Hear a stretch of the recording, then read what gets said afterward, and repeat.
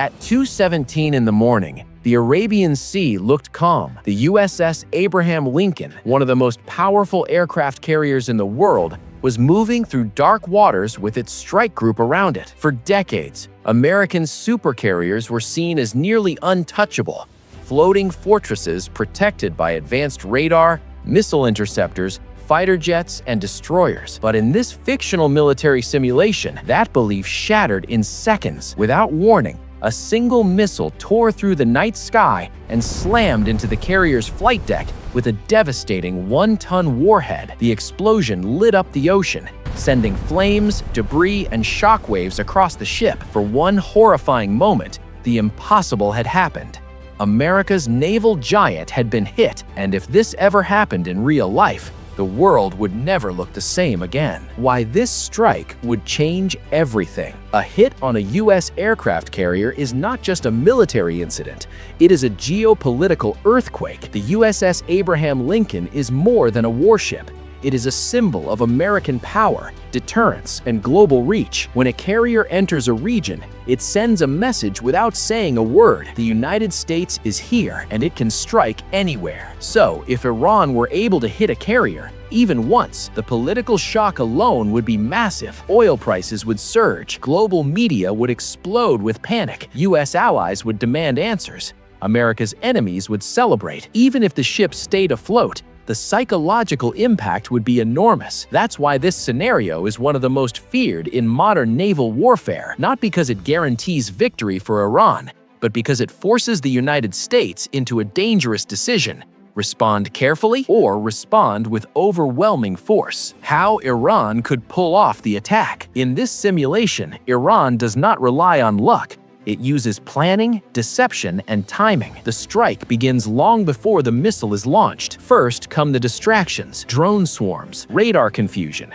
electronic jamming, and false signals designed to overload American defenses. Fast attack craft create fake signatures at sea. Decoy tracks appear on radar screens. U.S. destroyers and combat systems are suddenly forced to process multiple threats at once. Then, while attention is split, the real weapon is launched from deep inland, not from the coast, but from a hidden mobile launcher positioned far enough to avoid quick detection. The missile rises high into the atmosphere like a ballistic anti-ship weapon, giving defenders only a short reaction window. This is the key to the strike. Not just firepower, but confusion. The goal is not to overpower the carrier's defenses head-on.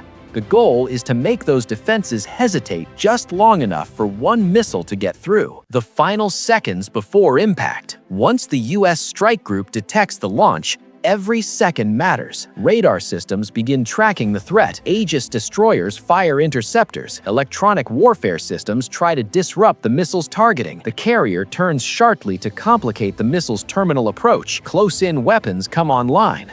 Alarms sound across the fleet, but in the chaos of decoys and false tracks, the real missile keeps coming. The Combat Information Center is flooded with data. Operators must decide which targets are fake and which are lethal. One decoy disappears, another splits into fragments, but one track remains. Fast, steep, and real. In the final moments, the USS Abraham Lincoln does everything it was designed to do. Yet, in this scenario, it is not enough. The missile punches through the defensive envelope and slams into the forward section of the flight deck.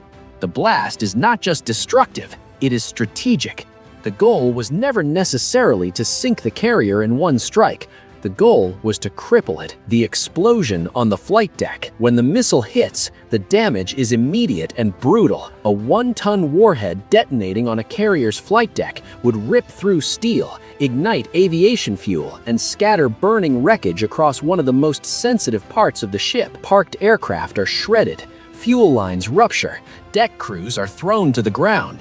Fires spread rapidly across launch zones and maintenance areas. The blast wave races through nearby compartments, knocking out systems and damaging communications. This is where the real danger begins. A carrier is built to survive, but survival is not the same as combat readiness. If the flight deck is damaged badly enough, the carrier may remain afloat while losing its ability to launch and recover aircraft. That means the most powerful offensive weapon on the ship, its air wing, could be temporarily neutralized. In military terms, the carrier may still be alive, but it has just been mission killed.